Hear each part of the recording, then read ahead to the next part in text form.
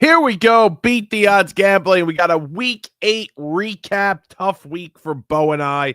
I go 1-2. Beau goes 0-3. We'll discuss the Sunday night game a little bit, talk about some of our reactions, some of the bigger games on Sunday, and we'll make a pick on tonight's Monday Night Football game, the Commanders and the Chiefs. No Jaden Daniels. He will not be in Kansas City to take on the Chiefs, who are rolling right now with Rashee Rice back. Beau, tough week for you. Very bad week. And honestly, bad week for football. I didn't like any of these games. I think the only close game was Bengals Jets, and it's like, come on, seriously, that was the close game. It was like a 15-point comeback in the fourth quarter. Yeah, not a lot of close games this week. A bunch of blowouts, a bunch of victory formations, a bunch of two possession leads at the end of the game. So, one of the less exciting weeks of football, especially for us Giants fans. Everybody's already talked about that, so we don't really need to go into it. But another big blowout by them. And yeah, I went 0-3. I had Bears plus 6.5, Falcons minus 7.5, and Steelers plus 3. We both had Steelers plus 3 as a 3-point, and that was just not happening. So tough week. Tough week. It was a tough week for us for sure. The Steelers, I thought they were going to win the game. Thought it was a must win for them. Right. They're not able to get the job done against Aaron Rodgers' former team there in Green Bay. And the Packers finally get a big win where, it's national stage and you feel like, no doubt about it, they were the much better team on that Sunday. The last couple of weeks, we haven't been able to feel that way. And then that close game against the Bengals in Joe Flacco's first start for them. You had that game against Jacoby Brissett and the Cardinals where they barely win it in the fourth quarter. There have been a lot of instances this year where Green Bay has left you asking for more. And last night was not one of those games. And Green Bay, to me, before the game started, Kevin and I did the Sunday recap. I had said, well, I don't think Green Bay wins. And I think we're still going to have questions about who the best team in the NFC is. I think after last night, Green Bay answered those questions, at least heading into the next week, that they are the best team in the NFC. Yeah, they're 5-1-1 right now. So they got through that first stretch of the season with a really good record. And then last night they were able to show how good of a team they were against another really good team. 5-1-1 for the Packers is insane right now. Jordan Love had one of his best games, probably his best game all season, but one of his best games of his career, it sounds like. 360 yards, 3 touchdowns. Tucker Kraft had an amazing game. We all know that. He popped off for tight ends day.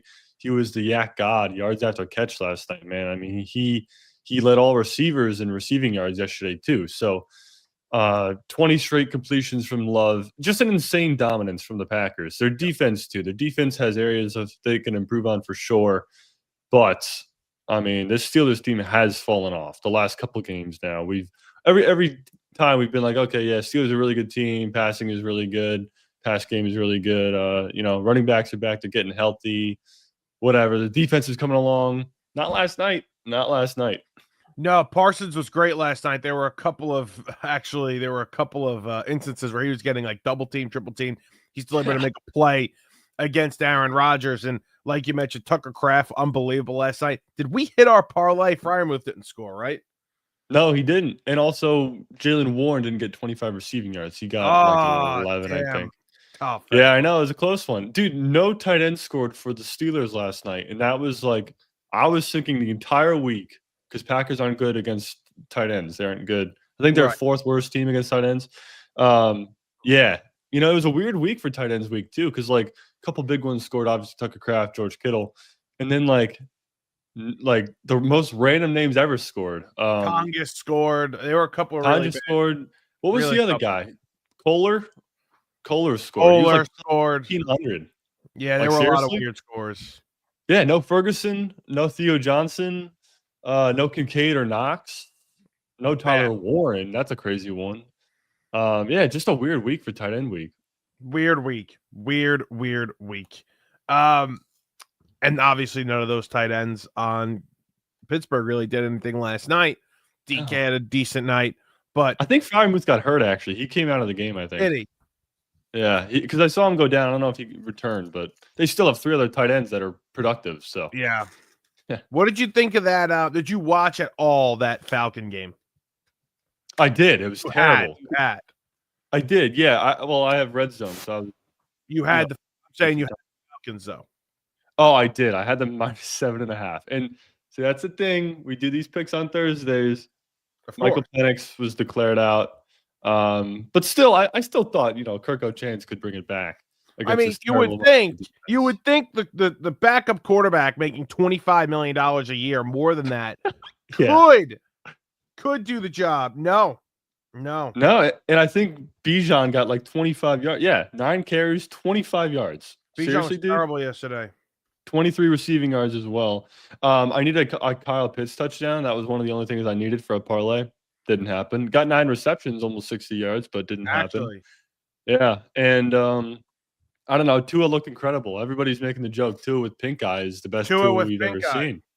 Yeah, he did like a 360 one touchdown I was watching. He did like a 360. So he's a lefty, right? So he took the handoff, did a 360, and then came out this way throwing it and threw a That's great. dot to Jalen Waddle for a touchdown. I was like, dude, like, are we back at Alabama now? I don't know what's It going looks on. like But it. That one play looked exactly like one of their touchdowns, actually, too. From I saw Bama. that. That was It, insane. it was at the same stadium too. Is at the same stadium. It was at That the was same wild. stadium. Yeah, so I don't know. I mean, they tore apart this really good Falcons pass defense, and I just don't know how that happened because No, I we know. saw that primetime game against the Bills the Dolphins played, and it was a good one too. So I really don't know what's going on with them. It's weird. I don't like it. But well, I mean, listen, I feel like they already quit on their coach, but at the same time, that there's still talent there. And if Tua's Mhm. going to give you a start like that, then you're going to have a chance at any game because he is so he can play. You know he can play Yeah, when he's healthy, when he's on. right. He went 20 to 26 with 4 touchdowns. Have we ever seen that from Tua, Oh, I especially mean, we've against one of the seen it. best defenses? I mean, seriously. We've seen it, just not recently. Yeah, and 4 different players got touchdowns too. So H-N's a great game beast, from him. man. H-N's a Yeah, beast. he is. I went on a limb. I went out on a limb. I took the Saints yesterday. That was really bad. That was ugly. They benched the Yeah. quarterback midway. That was just a really, really bad game there, and super frustrating to be on that side there. Yeah, I had a parlay that hit last night, and I was sweating out the Olave 60 yards. I think he ended up with 63, but yeah, Tyler Shuck was the quarterback, and I was like, okay, I got the whole fourth quarter. He's got to get like I think it was 9 yards. He was at 52, and it was a real sweat. And then like 3 out of 4 plays he caught the ball, so it was fine. But yeah, Saints are a mess right now, and I don't know what's happening next week with Spencer Rattler. I'm It probably would, gonna go to Shuck. If I had to guess, it's gonna be Shuck. I mean, that's who like crazy. Rattler's not much better. That's the problem. So what are you gonna do? Yeah. No, he's not. And he's not proven, obviously. Which if he was bad and proven, it's one thing, but he's not proven at all. And I think Kamara got hurt too. I saw him go on the sideline. I don't know if he returned, but it was late in the game. Right. And the Bucks defense too. Got to give them credit. I mean, they made some insane plays, pick six, fumble recoveries, interception, whatever. I mean, they made a ton of plays that we didn't see against the Lions. So they came back with a vengeance and won that game. Divisional matchup too. That was a good one for them. Yeah. Big one for the Bucks, who kind of feel like they are going to start to get healthy now and then start to get rolling a little bit. Before we get out of here, Monday night pick, quick one today. Monday night pick. It's a tough game to handicap, especially when you have no Jaden Daniels here. Spread's 11.5. This is probably just going to be a no bet for me, but at 11.5, Mariota in Kansas City kind of just feels like an impossible spot for the Commanders here. Seriously, yeah. I think, well, the spread's 11.5. The over-under is 47.5. I think it goes under, and I think the Chiefs cover. And I would normally hate taking a team minus 11.5, especially in prime time. But one, it's the Chiefs. And two, I think favorites this week and last week combined maybe 5 losses. Straight up favorites, straight up winning, straight up losing, straight up money lines. I think they've only lost 5 games out of however many. So the last couple of weeks, favorites are dominating, and it's not really close. And we saw the games this week. I mean, Colts were giving 14.5 points, and they covered that. So Yeah, I think Chiefs are one of the scariest teams in the league right now. I mean, I look towards Travis Kelce, obviously, making up for National Tight Ends Day not being there. But Rashee Rice, too. I mean, he's going to have a game.